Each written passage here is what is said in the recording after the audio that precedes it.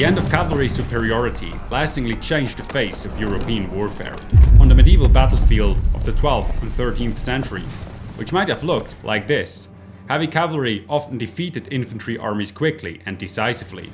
When the front ranks broke, the cavalry could threaten the remaining infantry in the center and enemy archers farther back. Of course, battles did not always play out in this way, but when they did, they had disastrous consequences for the losing side. In this video, we discuss how cavalry's long-held dominance on the battlefield was challenged in the 15th century by pure infantry armies using the example of the Old Swiss Confederacy, which played a key role in this development. Before we continue, none of this means that the later French Gendarmes, Polish winged Hussars, or German Black Riders were ineffective or unimportant. But from the 15th century on, heavy cavalry no longer reigned supreme on the battlefield in the same way they had done in the centuries before.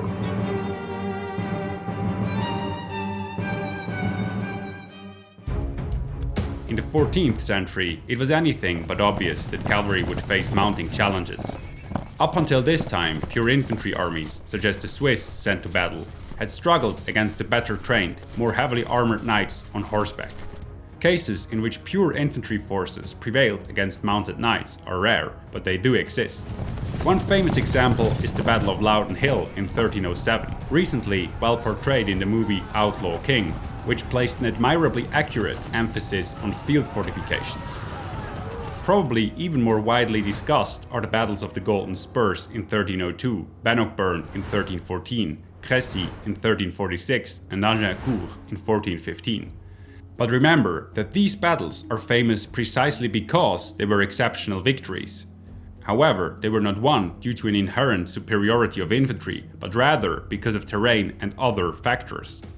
For example, in the Battle of Golden Spurs, fought near the Flemish city of Kortrijk, the Flemish infantry entrenched themselves behind 3 rivers and made the terrain even more impassable by digging pits and trenches. On the swampy and impassable ground, the French knights were unable to play to their strengths. The Flemings cut them down in hand-to-hand combat and allegedly took 500 golden spurs from them, hence the name of the battle. At Agincourt, the English positioned their dismounted knights in the middle of a boggy field and the archers on the flanks. They exploited the terrain by luring the French into charging their entrenched infantry lines and continually shot at them with their archers from the side before finishing them off in a bloody melee. This is well depicted in the movie The King. In the end, the battle degraded into a mud fight. In such battles, infantry armies relied on field fortifications, terrain and long-range missile weapons to win against cavalry. In the late 14th and early 15th centuries, another, more reliable and far more cost-effective way of defending against cavalry was developed. Instead of relying on terrain or deploying dismounted knights and archers, as the English did at Crécy or Agincourt, the Old Swiss Confederacy used the tactic the Scots had used at Bannockburn in 1314.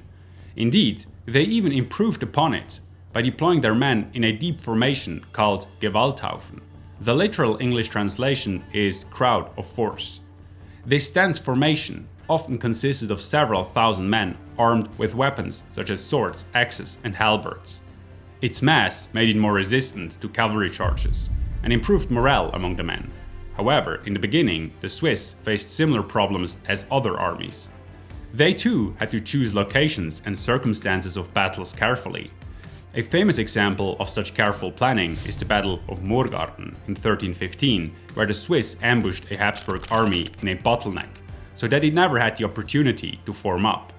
Thus, at the beginning of the 14th century, the Swiss, like the Flemish and Scots, had to lure enemy cavalry into valleys, swamps and dense forests to defeat them.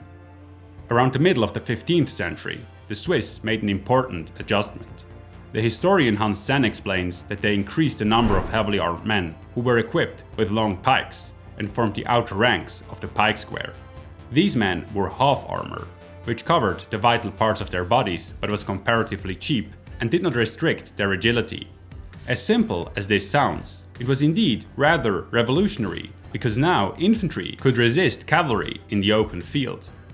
Prior to this innovation, Swiss armies consisted mostly of lightly armored and poorly trained levies, often farmers, with all sorts of weapons, and therefore lacked both the arms and the steadfastness needed to confront cavalry.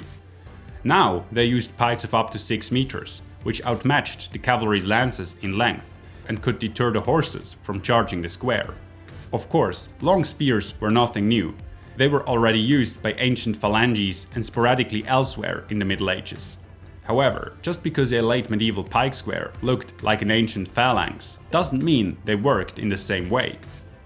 The ancient Greek phalanges, as they were used by Alexander the Great, were mostly used in hammer and anvil tactics, the hammer being the cavalry. At battles such as Gaugamela or the Hydaspes, the cavalry decided the fight while the infantry stood its ground. In contrast, the Swiss used the pike square without any cavalry support. Their infantry squares were not just the anvil, but also the hammer. For example, at the Battle of Laupen in 1339, one Swiss square formed a hedgehog to defend itself against repeated enemy cavalry charges, while the remaining infantry won the battle by charging the enemy foot head-on. After that, they could turn on the enemy cavalry, which was still trying to break the hedgehog on the flank. Thus, the Swiss used the pike squares more offensively. They usually had a small number of skirmishers, archers and crossbowmen, later musketeers and arquebusiers, who operated freely around the formation, trying to break up enemy formations. In the event of an attack, they quickly retreated to the safety of the pike square. When facing cavalry, Swiss armies closed their ranks, lowered their pikes, and firmly anchored their rear in the ground to brace for the impact. In this formation, they then awaited the enemy onslaught. After the impact, when the attackers had lost their momentum, the pike square opened its front and the halberdiers charged out to cut down the enemy in close combat. When fighting infantry, the Swiss charged with lowered weapons, so that their enemy, faced with a wall of pikes, had to choose between two evils: either charge and impale themselves, or retreat. The mass of the formation and its momentum usually was enough to break enemy formations on impact. Much of this was due to the Swiss mentality. The historian Hans Senn puts it almost poetically, quote, "This primal force of the wild farmer and herdsman, based on elementary aggressiveness, bestowed a terror-spreading impetus on the Swiss pike square," end quote.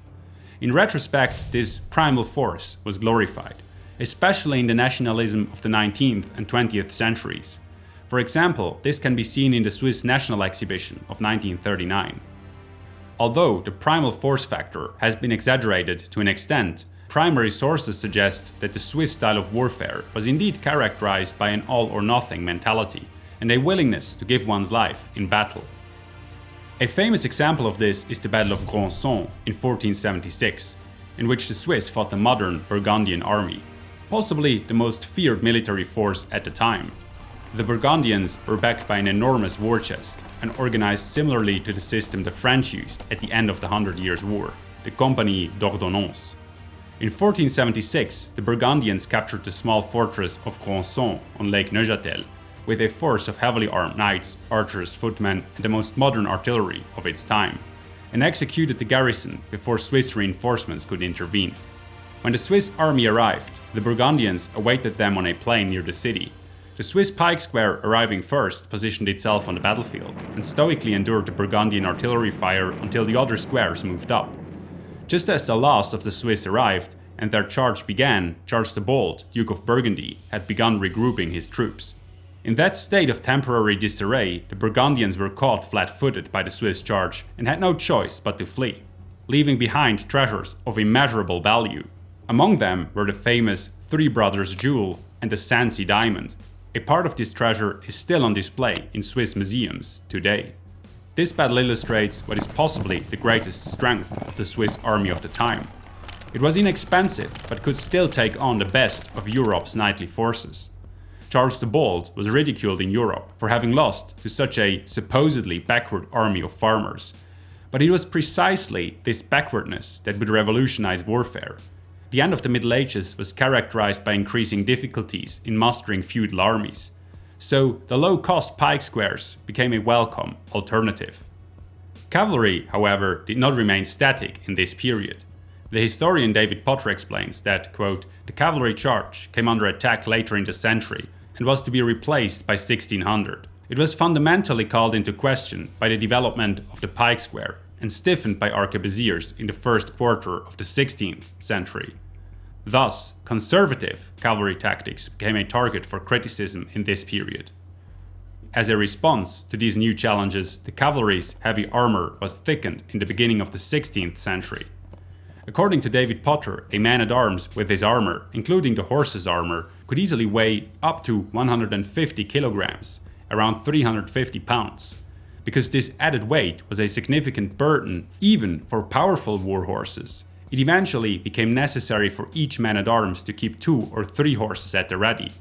In addition to the substantial cost of each horse, the pay of a man-at-arms was, as David Potter describes, quote, the equivalent of the revenues of a small barony, end quote. Both cost and tactics pressured the cavalry to adapt their ways in the 16th century. Despite the cavalry's adjustment to the new conditions, the Swiss tactics worked so well that the Old Swiss Confederacy had become famous for its efficiency on the battlefield by the end of the late Middle Ages. This efficiency impressed the military leaders of the time, and soon the Swiss tactics were adopted by other European infantry forces. The most famous example of this is the Landsknechts. When the Swiss and the Landsknechts clashed, for example at the Battle of Novara in 1513, the fighting was often particularly bloody. Such engagements were referred to as bad war. The movie Alla Triste, although depicting the somewhat later 30 Years' War, portrays this kind of fighting very well. Such encounters are known in English as push of pikes. The decisive factor in such a melee were the length of the pikes and the determination of the men. Due to their success, the Swiss quickly became sought-after mercenaries, serving in many European armies. It is said that they were so popular, some kings from the French house of Valois refused to go to war without a Swiss contingent. The Spanish king, Ferdinand of Aragon, even hired Swiss instructors to teach his soldiers and based his infantry formation on the Swiss system. In a letter to the town of Santo Domingo de la Calzada, he asks for a contingent of men who, quote, fight on foot in the manner of the Swiss, end quote. The Swiss soon paid the price for instructing the Spanish in their ways of war. At the Battle of Cerignola in 1503, some 9,000 men, mainly French cavalry and Swiss infantry, were shot to pieces by just 1,000 Spanish arquebusiers. Cerignola is considered the first battle in Europe won with gunpowder. The Swiss pike squares had met their match. In response, they also added small contingents of firearms to their arsenal, but they were far too slow to adapt. With the emergence of heavy artillery and improved firearms, the Swiss Gewalthaufen, although not yet the Swiss mercenaries, were becoming increasingly irrelevant on the battlefield. Nevertheless, their innovations left a lasting impact on European warfare. Cavalry was no longer as dominant as in the Middle Ages. Just like the infantry, they were forced to adapt to the circumstances, expand their arsenal, and in the end replace the lance with the pistol. By the middle of the 16th century, cavalry units such as the German Black Riders found new and cost-effective ways to deal with both conservative heavy knights as well as pikemen and musketeers. Following the Swiss example, the Landsknechts pike squares and the Spanish tercios skillfully combined pikes with firearms and artillery to dominate the battlefields of Europe in the 16th and 17th centuries. Thus began the age of pike and shot warfare.